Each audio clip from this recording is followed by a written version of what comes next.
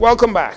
Police still on an island-wide hunt for the men involved in an attempted armed robbery outside Bank of the Bahamas on Carmichael Road on Tuesday afternoon. You are looking at surveillance video of the incident that unfolded in broad daylight sometime around 1 p.m. Head of the Criminal Investigations Department, Chief Superintendent Michael Johnson, gave reporters the following details during a police press conference late Tuesday afternoon.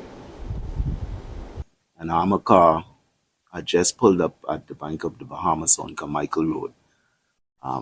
They were about to commence a transaction at that bank when they were approached by the occupants of a Japanese-type vehicle.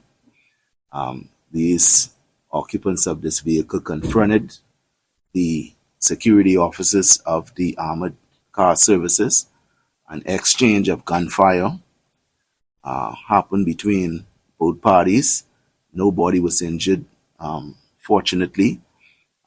Shortly after that, the car fled from that area. The police, being up and about, responded to that area very efficiently and was able to give chase of that vehicle into the Pride Estate area. Those occupants exited that vehicle and fled into nearby bushes.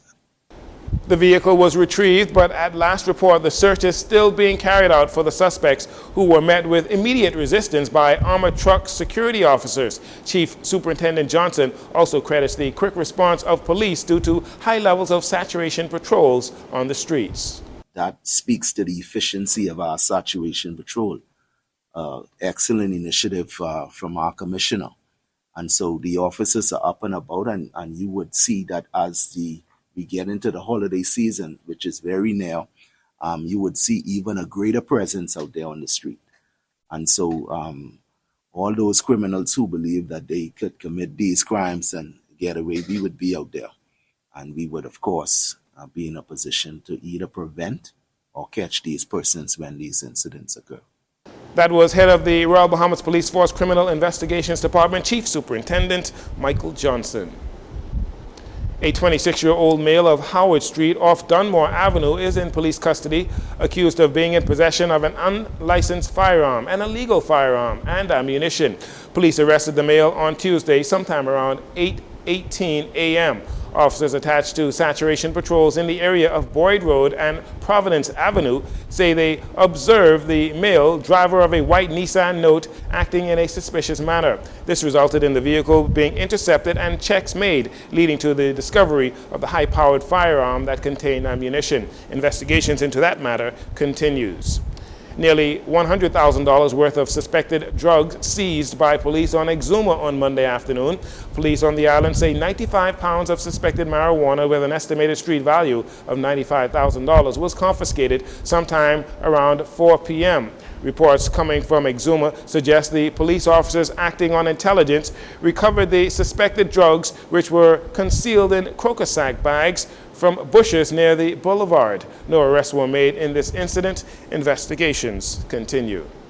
On Monday, Free National Movement leader Michael Pintard spoke to the 11th and 12th grade students of St. John's College taking literature BGCSE exams. Mr. Pintard gave a breakdown of his book, Still Standing, that is currently on the BGCSE curriculum, impressing on the students the importance of Bahamians appreciating their local dialect while still having the proficiency in standard English. He encouraged the young Jolly Green Giants to be the authors of their own destiny with regards to their career path and dreams, embrace Bahamian culture, and pay close attention to national issues in order to be the change they want to see in the Bahamas. Mr. Pintard encouraged the students to consider coming back home after university, and if not, find a way to still improve their homeland from wherever they are in the world. The F&M leader thanked Karen Vaughn, head of the Language Arts Department at St. John's College, for the invitation. And finally, 4 years since the Bahamas was devastated by Hurricane Dorian, HMS Dauntless, a Royal Navy warship, docked at the new Nassau cruise port last Friday in an impressive display of the United Kingdom's commitment to its ongoing partnership with the Bahamas, making a stop in Nassau on its journey around the region during the hurricane season, where it has also been making some major anti-drug interventions. HMS Dauntless is a 500-foot-long Type 45 air defense destroyer with a crew of 200 led by Captain Ben Dorrington.